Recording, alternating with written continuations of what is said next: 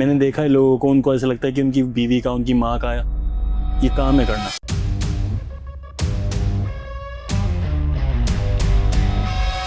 अब ये सिर्फ मेरी प्रेप लाइफ में नहीं है, बट ये नॉर्मल रूटीन है मेरा, और इस चीज़ ने मेरे को मेंटली, फिज़िकली या फिर हर तरीके से बहुत हेल्प करी है। जैसे मेरा रात का रूटीन है, मेरे को जर्नल लिखनी है, मेरे को बुक पढ़नी है, फ़ोन अवॉइड करना है जिससे दिमाग शांत रहे, सुकून पे रहूँ।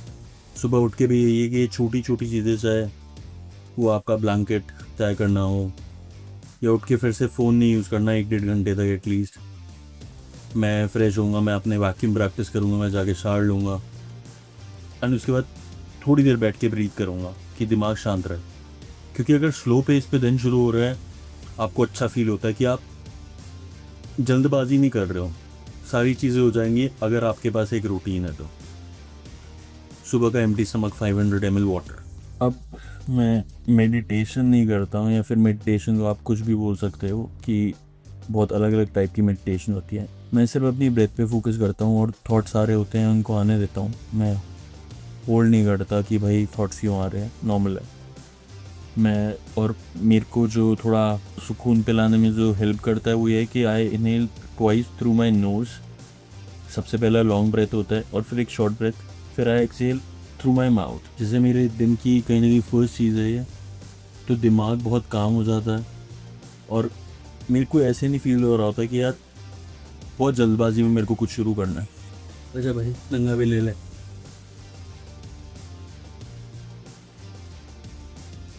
अब शुरू होंगे मेरे मील्स।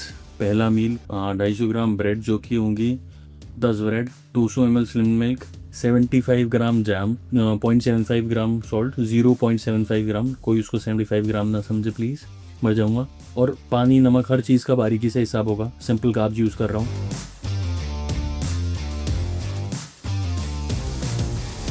तो मेरा बहुत पहले से ही सब कुछ एग्जैक्ट पानी, नमक सब कैलकुलेटेड चल रहा है, क्योंकि अब मैंने एक लुक ढूंढना है जो कि कहीं ना कहीं मेरे को आइडिया है और उस लुक को मेरे को स्टेज पे लेके जाना है। ब्रेड, जैम, कॉफ़ी उसमें डिप करके या तो कुछ बहुत बढ़िया बन जाएगा या गू बन जाएगा।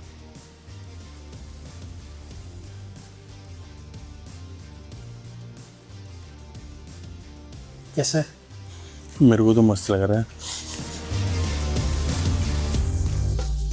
And my first meal ends इसलिए बोल रहा हूँ क्योंकि पता भी नहीं चला कहाँ गया। बस 10-12 ब्रेड और मिल जाती तो शायद सुकून मिल जाता। इस पॉइंट पे हर बंदा नीच होता है, बट ऐसा नहीं है कि नीयत ख़राब है तो ठूस लूँगा। एक चीट मील नहीं लिया मैंने आज तक किसी भी प्रेप पे। जो खाना है वही खाया, कभी नहीं किया और ना कभी करूँगा। और कहीं ना कहीं अगर आप लोग भी, आप में से कोई कभी कम्पीट करे, आपके हाथ में जो है उसको कंट्रोल करो। Control the controllables. जीतना हारना आपको पक्का पता नहीं है, क्योंकि आपके साथ कौन खड़ा होगा वो गेम चेंज कर देता है। बट आप अपना बेस्ट दो कि आप पीछे मुड़ के देखो, आपको रिग्रेट ना हो। That is more important.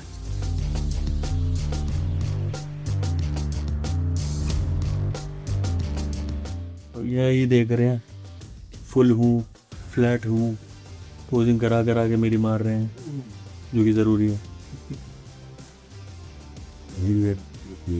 है ना। मैंने भी वही देखो ना, ये देख, ये वाले से पता चलता है ना। मैं छू देखिए कितना डीप जा रहा है। मैंने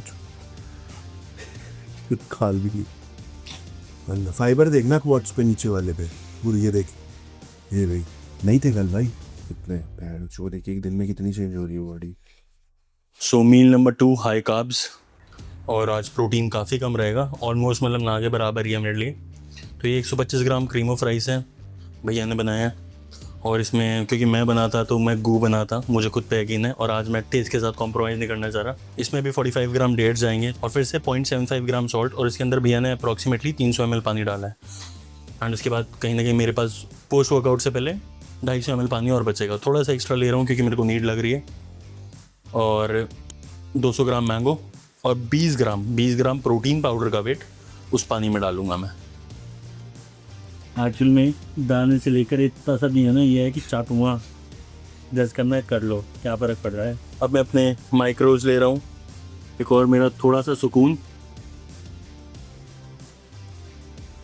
क्रेतिन मैंगो फ्लेवर, टू टेस्टी। तो मैं कहीं ना कहीं अपनी 3 मील्स की प्रेप साथ करके ख़त्म करूँगा, क्योंकि वो कहीं ना कहीं बिल्कुल सेम है। और उसके बाद मेरा 1 मील बचेगा। टोटल 4 मील बचे हैं, 2 खा चुका हूँ। तो हर मील में मेरा 100 ग्राम अनकुक्ड राइस, 300 ग्राम पोटैटो और कहीं ना कहीं अराउंड 100 ग्राम अनकुक्ड चिकन है और 45 ग्राम डेट्स। ऑयल फिर से कि ऑयल का भी हिसाब पूरा है, क्योंकि आज फैट्स ना के बराबर हैं, प्रोटीन कम है काफ़ी। तो मेरे in total 900 gram uncooked potato हैं, 300 ग्राम अनकुक्ड राइस है और 115 टू 120 ग्राम डेट्स हैं अभी, और टोटल 250 ग्राम अनकुक्ड चिकन प्रोटीन का जो है। और उसके बाद एक मील जो होगा लास्ट, मैं बेस्ट मेरा मील होगा वो मैं आपको दिखा दूंगा।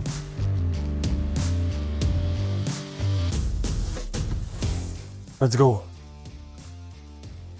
Pump work.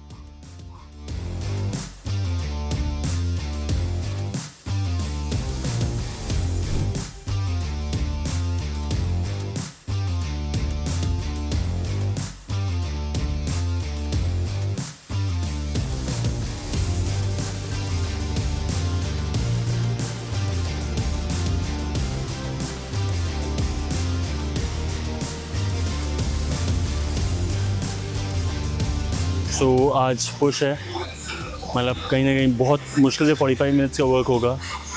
उतना वेट नहीं, मतलब यहाँ पे वेट भी नहीं उतना मेरे लिए, मेरे हिसाब से। बट एक warm up set, 2 prep set, सिर्फ वर्किंग सेट लूँगा अपने 2। 3-4 रेप फेलियर से पहले ही रुक जाऊँगा, या फिर उससे भी ज़्यादा शायद। तो पहले एक्सरसाइज में ही आप देखोगे मैं इतने वार्म सेट्स कर रहा हूँ। रीज़न ब्लड फ्लो बिल्कुल नहीं है। अगर मैं सीधा जाके मेन वेट उठा दूँगा, I can get injured, anybody can get injured. So it doesn't make any sense. पहले अपने जॉइंट्स को वार्म कर लो उस पर्टिकुलर मूवमेंट पे। उसके बाद अगर मैं वो और वैसे सिमिलर मूवमेंट करूँगा, मैं सीधा हैवी लोड उठा सकता हूँ। बट अगर मैं मूवमेंट चेंज कर रहा हूँ, फिर मैं एक आधा वार्म अप सेट ले लूँगा। But for your first movement it's important to do your warm up sets properly, and चाहे रेप्स कम करो बट एग्जीक्यूट अच्छे से करो। एक्सप्रेशन देने को दे सकता हूँ बट वो अंदर रखता हूँ। As I said, I hate showing pain, क्योंकि सब चिल्ला रहे हैं, सब शक्ल पे आने दे रहे हैं। तो ऐसा क्या अलग कर रहा हूँ मैं? How can I be different?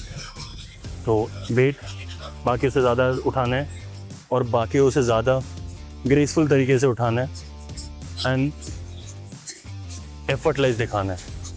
But हाँ, मेरी पटती है। As you saw, I did my top set पूरा, और उसके ऊपर एक्स्ट्रा प्लेट थी। बट 2-3 डेज आउट हूँ, और ऐसा नहीं है कि मैं हैवी लिफ्ट कर रहा हूँ। That was way too light for me, और मैं फेलियर के आसपास भी नहीं आया। सबका लाइट अलग होता है। Still I am taking a back of set, जिसका मतलब क्या है, मैंने रेस्ट ले लिया अपना 90 सेकेंड्स का, 120 सेकेंड्स का। वेट कम किया, थोड़े से और रेप कर लूँगा, क्योंकि सिर्फ ब्लड फ्लो का काम है अब man, just some pump work.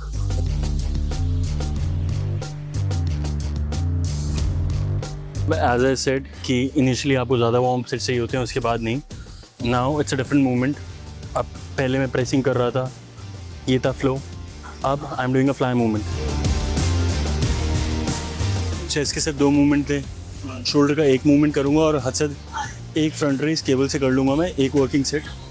अब मैंने यहाँ पे जैसे 2 वार्म अप सेट लिए, क्योंकि बहुत ही डिफरेंट मूवमेंट, मैं लोड को अपनी बॉडी से दूर लेके जा रहा हूँ, और ये मूवमेंट सबसे डिफ़िकल्ट होते हैं और सबसे इंजरी प्रोन। तो यहाँ पे आपको सीधा जाके हैवी लोड नहीं उठाना लेना चाहिए। और लोगों के डेल्ट्स मेजरली वीक भी इसलिए होते हैं क्योंकि ये मूवमेंट ऐसे होना चाहिए और बिल्कुल साइड में नहीं, हल्का सा आगे। और लोग इसमें स्विंग कर करके अपनी पूरी बॉडी को लोअर बैक तक को यूज़ करके वेट उठा रहे होते हैं। औकात अनुसार वेट उठाओ और तरीके से उठाओ। That is super important if you want big middle dealt.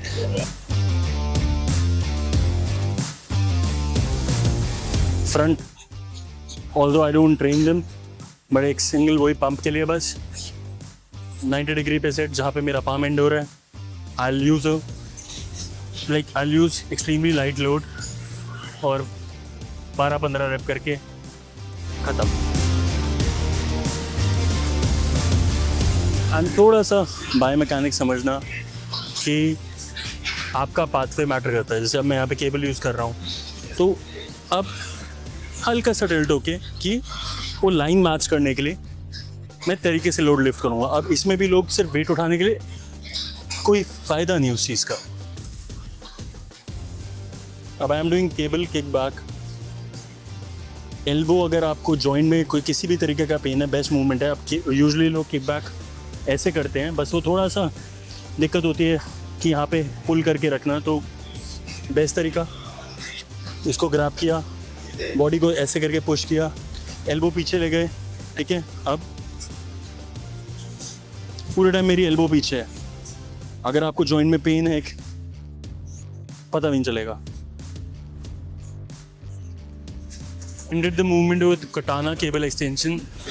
सबसे आसान तरीका इस मूवमेंट को समझने का, imagine as if you are a ninja and you are taking out your blade. तो आप ब्लेड ऐसे नहीं निकालोगे, एक्चुअल में जो ब्लेड की पोजीशन होती है वो ऐसे ही निकलता है। So it's as easy as that. तो बेसिकली एल्बो को आपको बहुत ज़्यादा मूव नहीं करना है, वो स्टेशनरी है। And then you are just taking out your blade. Last exercise, last set, फिर 5 मिनट का रेस्ट करके पोजिंग। अगेन पाथवे, यहाँ फोकस करिए। इससे पहले आज तक ये वाले कट नहीं देखे थे मैंने। So I am done with my short workout. हर मील से पहले पोजिंग हो रही है। पोस्ट वर्कआउट भी मेरे को देखना है कि पंप आया है तो उसके बाद मैं कैसे लग रहा हूँ, और कार्ब्स तो बॉडी में जा ही रहे हैं। तो लेट्स स्टार्ट।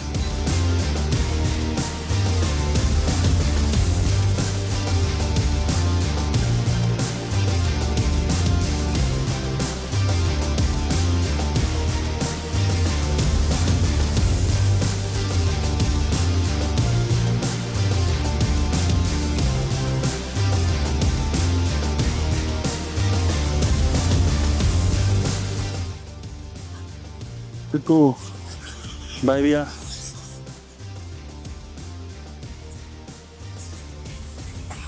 चार मील बचे हैं। थोड़ी सी कंफ्यूजन हो गई थी क्योंकि मैं 5 मील के हिसाब से चलता हूँ, और 6 हैं तो 2-2 घंटे के गैप में खाने होंगे। स्लीप थोड़ी लेट हो जाएगी बट कोई बात नहीं, तसल्ली से उठ के चीज़ें कर लूँगा। चिकन हाँ एयर फ्रायर में नहीं बनाऊँगा, तवे बनाऊँगा क्योंकि वरना एक ही एयर फ्रायर है, टाइम ख़राब होगा। तो ये मेरे हिसाब से एक बारी के होंगे। मैंने 3 बारी में डिवाइड करने हैं, थोड़ा ऊपर नीचे हो जाए चलेगा बट क्वांटिटी एग्जैक्ट रहने वाली है। आलू बन के थोड़े से कम हो जाते हैं, तो ऑलरेडी मैं बफर लेके चल रहा था 15 ग्राम का। 100 gram is around uncooked. I take raw weight and मैं देता भी रॉ वेट ही हूँ क्योंकि एक्यूरेसी रहती है, वरना कुक्ड आपके बनाने के तरीके के हिसाब से चीज़ें चेंज हो जाती हैं। सो मैं अभी अप्रॉक्सीमेट लेके चल रहा हूँ। 100 gram uncooked will be around 280 grams. 3 meal में डिवाइड करना है, तो बस एक बारी में डिवाइड करना, मतलब एक बारी में सारे मील्स अपने बना लेना, स्पेशली जो सिमिलर मील्स हैं। दैट इज़ स्मार्ट कि आप टाइम बचा पाओगे। बार बार उठ के मील्स बनाते रहो, और स्पेशली मैं चीज़ें जब खुद कर रहा हूँ। बाकी मेजरली बॉडी बिल्डर्स का ब्याह हो रखा होता है, उनकी वाइफ उनको बहुत सपोर्ट कर देती हैं, या उनकी गर्लफ्रेंड, जो कि बहुत बड़ा गिफ्ट है। एंड जैसे वो लोग बोलते हैं body building is not an individual sport, and that is true. तो बट और अगर आपकी वाइफ या आपके घर में मम्मा या कोई भी अगर आपको इस हिसाब से सपोर्ट कर रहा है, प्लीज़ बी ग्रेटफुल। और एक्चुअल में उस चीज़ को फॉर ग्रांटेड मत लो, बिकॉज मैंने देखा है लोगों को, उनको ऐसा लगता है कि उनकी बीवी का, उनकी माँ का ये काम है करना, कि भाई है तो करेगी ना। नहीं, आप कर रहे हो अपना पैशन एंजॉय, आप कर रहे हो अपना पैशन फॉलो। उनके ऊपर ये चीज़ें ना निकालो, और किसी भी पॉइंट पे अपने नखरे भी उन पे मत निकालो, बिकॉज आपको नहीं पता कि उन्होंने अपनी क्या क्या चीज़ें त्यागी होंगी, just so you can follow your own passion. Piece.